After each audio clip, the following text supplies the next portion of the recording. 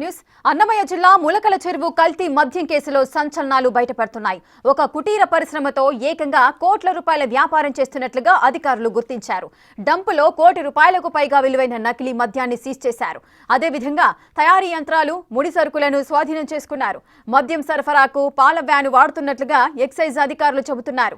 అక్రమ కార్యకలాపాలకు పాల్పడుతున్న 12 మందిని అరెస్ట్ చేశారు.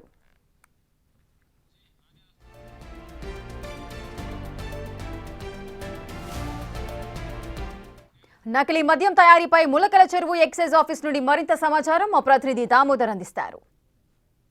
రాష్ట్రవ్యాప్తంగా సంచలనం కలిగించిన మద్యం తయారీ యూనిట్కి సంబంధించిన వస్తువులను ఏదైతే అందులో ఉన్న మిషనరీస్ని మొత్తం ములకల చెరువు ఎక్సైజ్ పోలీసులు సీజ్ చేశారు. ప్రస్తుతం మనం ములకల చెరువు ఎక్సైజ్ పోలీసులో ఉన్నాము, పోలీస్ స్టేషన్ వద్ద ఉన్నాము. సీజ్ చేసిన వస్తువులు కూడా ఇక్కడ ఉన్న వాటిని ఏవే ఉన్నాయో మనం చూద్దాం. ఇది మినరల్ వాటర్ ప్లాంట్. ఇందుకోసము వాటర్ను కలపడానికి కోసం ఇందులో వాటర్ పెట్టుకున్నారు. అదేవిధంగా దీనికి సంబంధించిన పైపులు కూడా ఇక్కడ ఉన్నాయి. అదేవిధంగా ఒక మిక్సింగ్ యూనిట్ను సీజ్ చేశారు.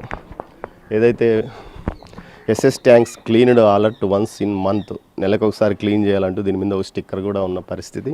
అదేవిధంగా ఈ మిషనరీ ద్వారానే మొత్తం కలిపినట్లు తెలుస్తుంది. అయితే దీనికి సీజ్ చేసిన తర్వాత prohibition and excise station Mulakala చెరువుకు సంబంధించిన వారు ఒక నోటీస్ కూడా కనిపించారు. Name of the accused persons Mulakala Cheruvu ఏదైతే place of offence at flat number 12 and 13 square yard number 301/3లో ఇది సీజ్ చేశామని చెప్పినారు. వీరి మీద కేసులు ఎఫ్ఐఆర్ నెంబర్ 98/2025 కింద prohibition and excise police station Mulakala Cheruvu case నమోదు చేసింది. 3/10/2025 కేసు నమోదైంది. సెక్షన్స్ ఏదైతే under section 34(a) read with 13(1)(a) 36(1)(c) of AP excise act 1988 and 7(b) read with 8(a) of AP prohibition act 1995 of prohibition and excise station Mulakala Cheruvu. Place of offence ఏదైతే ఆ spot Mulakala Cheruvu to Madanapalle bus stand road, Kadirinenikunta village, Mulakala Cheruvu. Name of the accused persons A1 Addepalli Janardhan Rao 2B arrest కాలేదు.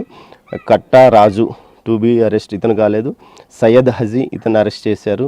చుక్కల బాలరాజు, తిరుపరెడ్డి రాజేష్ ఇతను ఏదైతే ఈ Rajesh Jayachandra Reddy TDP గత ఇన్ఛార్జిగా పనిచేసి సస్పెండ్ అయిన జయచంద్రారెడ్డికి PS ఇతను గణేశన్, మణిరామం, వేగ్నేష్ సూర్య, వెంకటేష్ సురేష్, దాస్ మిథున్, అంటా దాస్ వీరంతా తమిళనాడుకు సంబంధించిన వారు.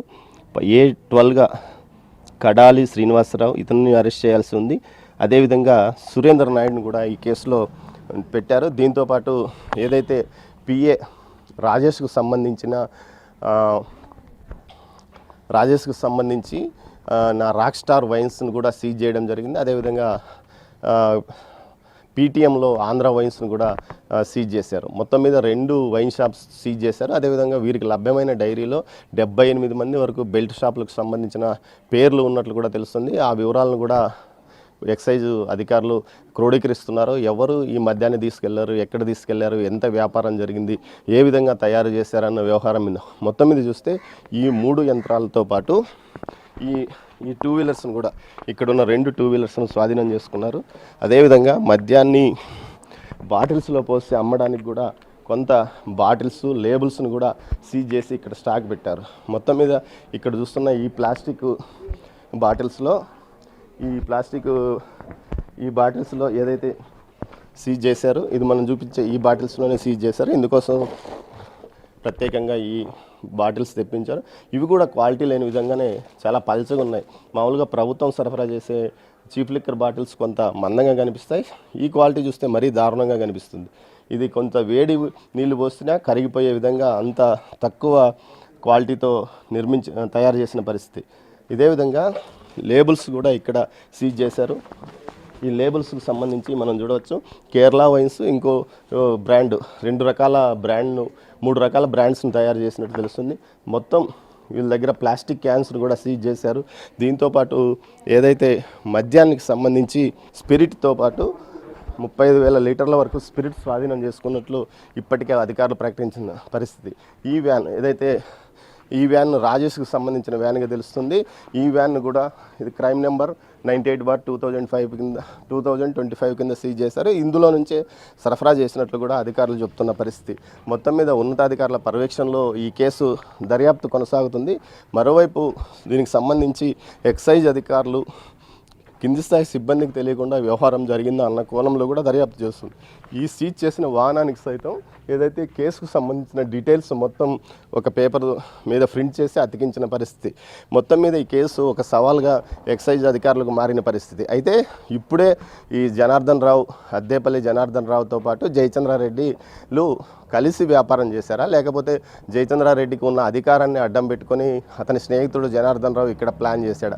మొత్తం మీద చూస్తే వారిద్దరూ ఇంజనీరింగ్ కళాశాలలో వాకాడలో ఇంజనీరింగ్ చదివినప్పటి నుంచి ఇప్పటి వరకు అత్యంత సన్నిహితులుగా ఉన్నారు. ఏదైతే జనార్దన్ రావు జయచంద్రారెడ్డికి సంబంధించిన ఆర్థిక వ్యవహారాలు, ముఖ్యంగా ఎన్నికల సందర్భంలో పూర్తి స్థాయిలో ఆర్థిక వ్యవహారాలు చూసేవాడని కూడా తెలుస్తుంది. ఈ నేపథ్యంలో ఖచ్చితంగా వీరికి భాగస్వామ్యం ఉంటుందని భావిస్తున్నారు. అదేవిధంగా ఇదే నియోజకవర్గానికి సంబంధించిన మరో నాయకుడి వ్యవహారం కూడా ఇందులో కీలక పాత్రగా ఉంది. అతని సమీప బంధువు కూడా ఇందులో పాత్ర. అతని సమీప బంధువు తోటలోనే ఏదైతే నిన్న కింగ్ఫిషర్ బీర్లు ఏదైతే లేబుల్ ఏదైతే స్కాన్లో గుర్తింపు పొందలేదని తెలుస్తుంది. మొత్తం మీద దీనికి సంబంధించి కూడా పెద్ద ఎత్తున విచారణ జరుగుతుంది. అయితే ఇది రాష్ట్ర వ్యాప్తంగా సంచలనం కలిగించడమే కాకుండా రాజకీయంగా కూడా దుమారంగా మారింది. ఇప్పటికే ప్రతిపక్ష పార్టీ కల్తీ మద్యం కేసులో ఏదైతే మద్యం సిట్టు వ్యవహారంలో పెద్ద ఎత్తున అరెస్టులు జరుగుతున్న నేపథ్యంలో అధికార పార్టీకి కూడా కొంత బురద అంటే విధంగా వ్యవహారం నడిచిందని అంటున్నారు. ఇప్పుడు చూస్తే ఏదైతే ఈ కల్తీ మద్యం తయారీ యూనిట్ ద్వారా మీరు కూడా ఏం సచ్చీలు కాదు, మీరు కూడా ఇలాంటి వ్యవహారాన్ని నడిపారంటూ ప్రతిపక్షానికి కొత్త ఆయుధాన్ని అందించిన వ్యక్తి జయచంద్రారెడ్డి అయ్యాడని కూడా చెప్పవచ్చు. అయితే నిఘా వ్యవస్థ కానీ అధికార వ్యవస్థ కానీ ఏం చేసిందన్న కోణంలో కూడా సీఎం ఈ విధమైన చాలా సీరియస్గా వ్యవహరించినాడు.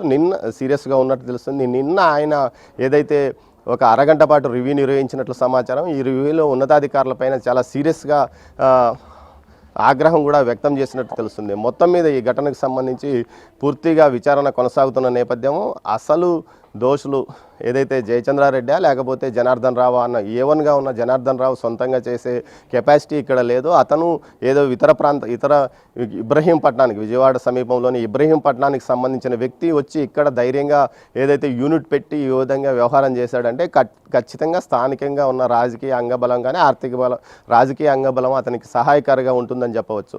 కెమెరా పర్సన్ సుదర్శన్తో దామోదర్, మలకల్ చెరువు ఎక్సైజ్ పోలీస్ స్టేషన్ వద్ద నుంచి.